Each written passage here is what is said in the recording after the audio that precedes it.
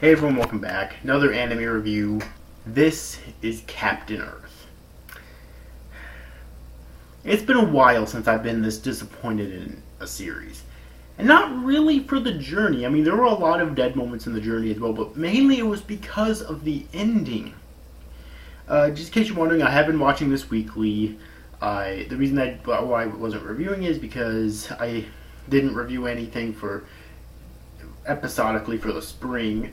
Okay, and I wasn't going to start reviewing the ones that I was still watching for the spring, because I was still watching, obviously, in the summer, since I hadn't reviewed them at all to begin with, so. But I have been watching it, and now it's time to review it. You know, this had the potential to be one of my favorite mech anime of all time, okay? It really did. But that last episode just killed it for me.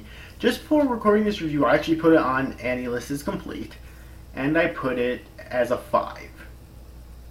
Because this ending was just that bad. I'm not usually the type of there's two things I want to state at the start of this review. First off, I'm not usually the type of person that thinks an ending can absolutely ruin a series for me. Okay? So when I say this ending ruined the series for me, that's saying a lot for me. And number two, if you watch my videos up to now, you know I hate bitching about cliches. Because any cliche can work in a story if it's written well. Okay? Except for the cliche they used here, which is absolute fucking horseshit. And I'll explain that later on. Okay? Anyways, what is Captain Earth about?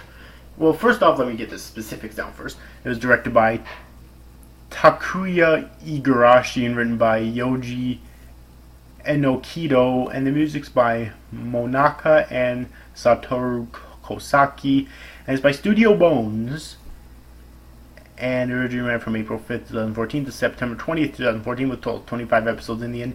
Yeah, Studio Bones. This year, Bones have been doing great. They did Space Dandy and currently doing Space Dandy Season 2, which I haven't seen yet. I'm not too interested in seeing it, but lots of people really love it, you know. They did Chaika last season. This coming up fall season, they're going to be doing Chaika 2. I love Chaika Season 1. I'm really looking forward to Chaika Season 2. Last winter, actually the winter of 2014, they did Noragami, which was really fucking good. So they've been doing really good this year so far. But Captain Earth is really where they're starting to fall out. And again, it's the ending. That ending, and there's other stuff throughout it too that I'm going to mention here. Okay, and there's definitely really good things about the series as a whole too, which of course I'll mention first.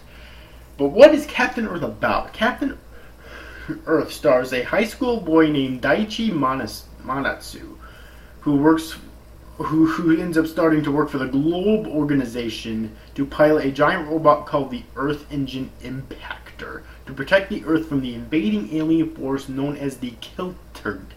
The Kiltgang, that intends to drain the life force of mankind to empower their immortal existences. Okay, his father, when he was a little kid, used to work for Globe.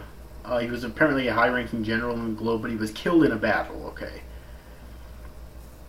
and so Daichi ends up working for Globe as well, meeting a few comrades of his age. Teppei Arashi, who he meets when he was really young, and doesn't meet again until he joins Globe. They're best friends. And Hanamuto, who he ends up becoming basically his lover.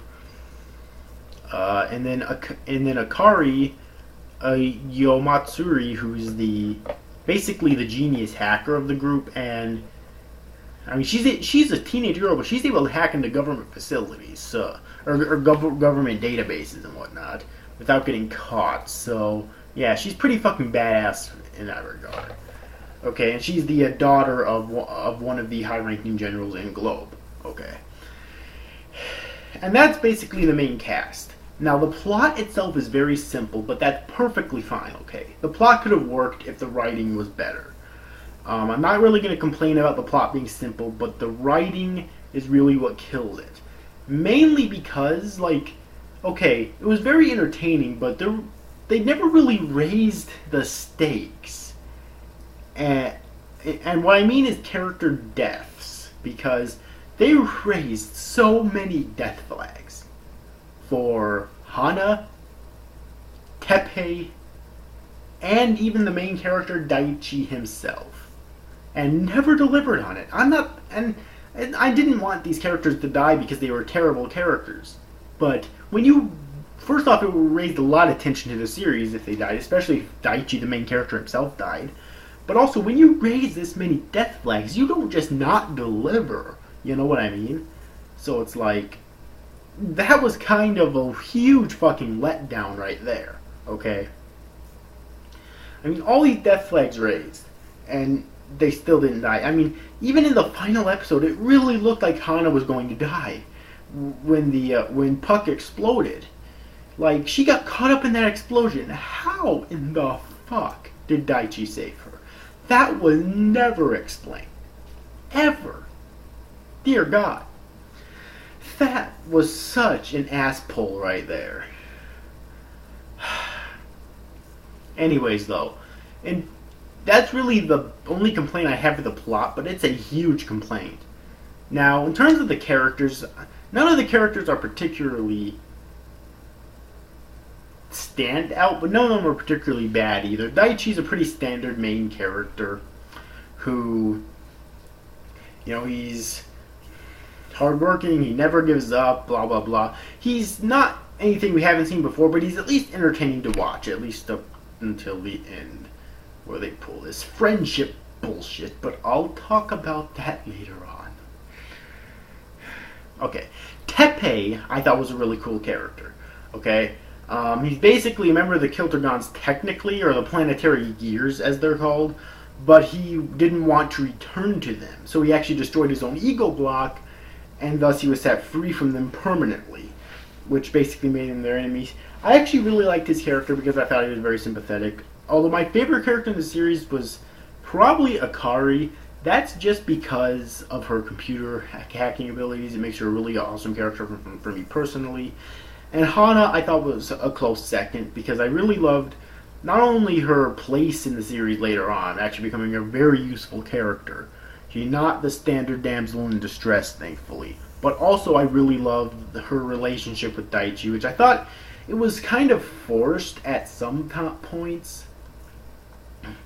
But overall I thought it was decently written. It wasn't one of the best romances I've ever...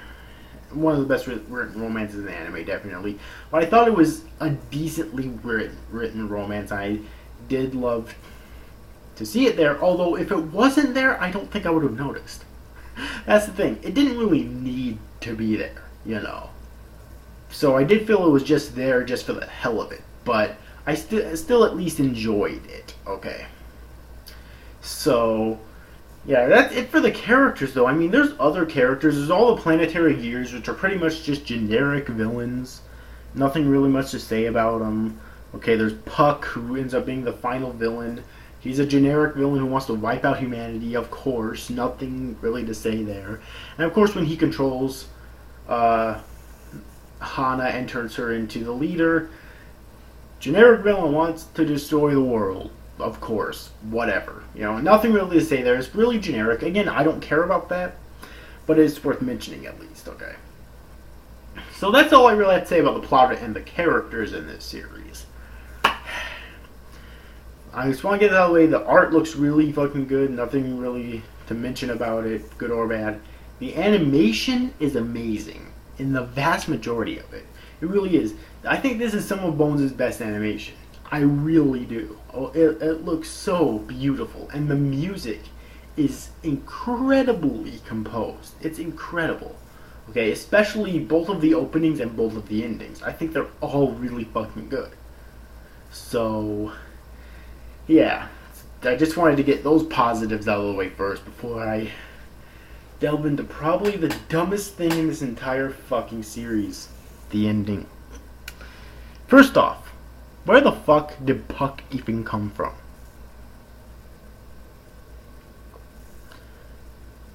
Like, that was never explained. Where did Puck come from, and why is he the final villain? I mean, as we could tell before, he was just a machine working for the higher ups in Globe, but it makes no fucking sense, okay? And the second thing about Globe, what the fuck happened to Globe? Weren't they gonna go up against the Midsummer Knights? So where the fuck are they?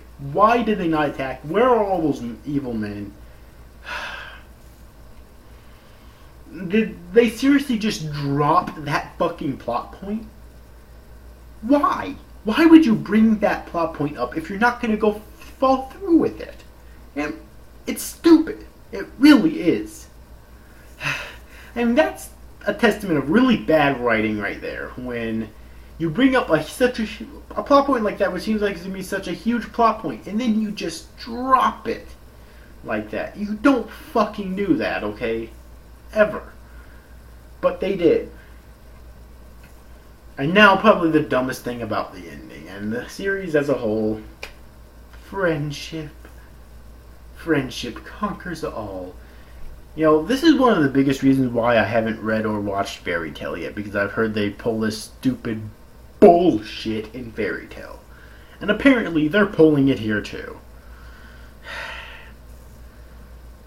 That is the worst ass pull that you can possibly do in a story ever.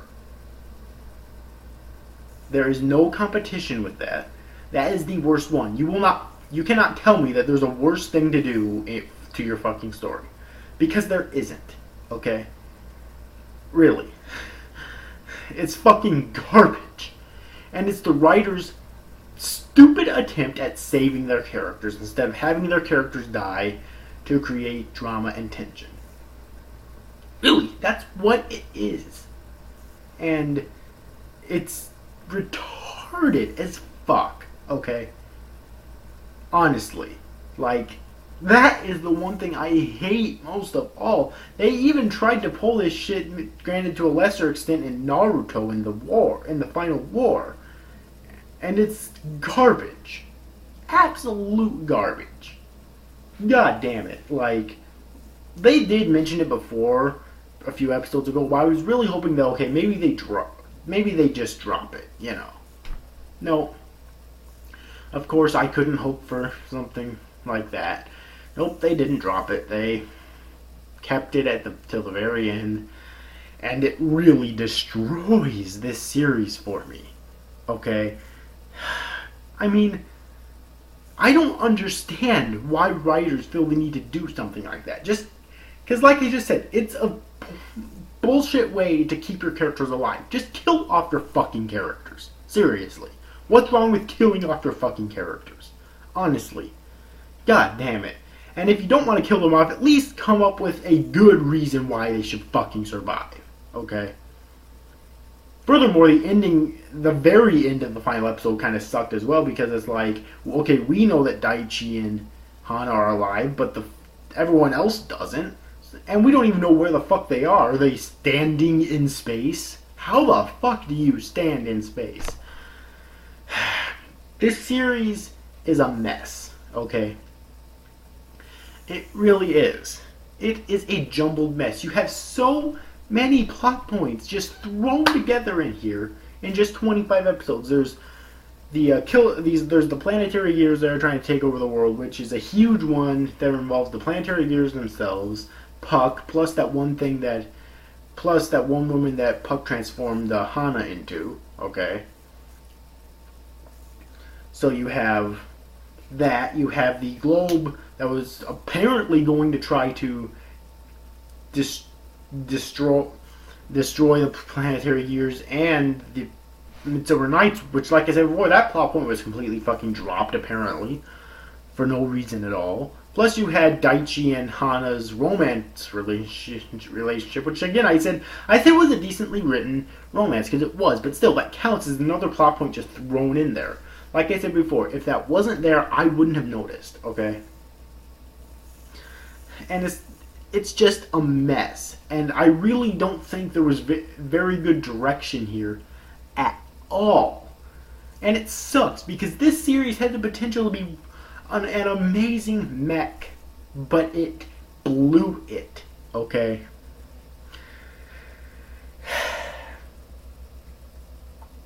And that's really sad. It really is. So, overall, can I recommend Captain Earth? Not really. I really can't, unfortunately. It's sad because I really wanted to say absolutely I can recommend this. Go out and watch this right now. You have to. But I can't because it blew it. Okay? I haven't been this, like I said at the beginning of this review, I haven't been this disappointed in anime in a long time. It's rare for me, but I'd have to be honest here. I'm sure you all watch my videos for my honesty. I have to be honest here. This was not that good. Okay? I'm sorry, but it just wasn't. Like, it was entertaining for the majority of the series with just a few flubs here and there, but that ending was so horrendous that I cannot recommend. That it really just goes to show that this series is just a jumbled up mess with piss poor direction and piss poor writing. Okay? Anyways, overall, hope you enjoyed this review, guys. See that, you guys. Thanks for watching. Bye bye.